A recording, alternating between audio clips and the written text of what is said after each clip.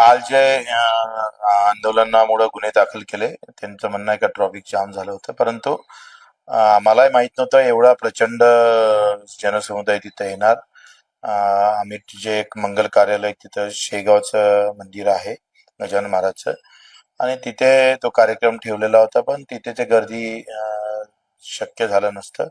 तिथे घेतला असता कदाचित तर गावात चेंगराचेंगरी होण्याची शक्यता अधिक वाढली असते, आणि मग वेळेवर लोकांनी ती व्यवस्था केली आणि त्यांनी रोडवर ती सभा घेतली, त्यामुळे काहीतरी ट्रॉफिक जाम झालं आणि म्हणून गुन्हे दाखल केलं, ठीक आहे.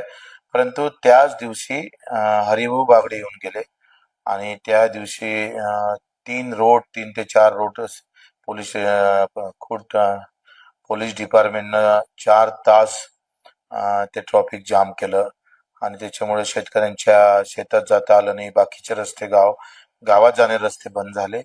अ, ते मात्र कायद्यानं ते केलं, आणि नेत्यासाठी कायदा कसं झुकतं आणि आमच्यासाठी कायदा कसं आमच्या वापरलं जातं, हे त्या घटनेवरून, एकाच दिवसची घटना आहे, ते कसं दिसते आपण पाहतोय. असा कायदा जर पायदळी तुडला जात असेल तर मग लोक विश्वास ठेवणार नाही आणि आम्हाला गुन्हे दाखल करण्याची काही भीती नाही आहे. कदाचित दबाव तंत्र वापरण्याचा जर प्रयोग होत असेल तर आम्ही तुम्हाला सांगतो 350 गुन्हे दाखल आहे, आणि अधिक काय शेतकऱ्यासाठी झाले तर गुन्हाच काय, बलिदान द्यायचंही काम पडलं तर आम्ही ते करू. त्याच्यामुळं मला वाटते सरकारनं अशा प्रकारची जी षडयंत्र आहे ते करू नये.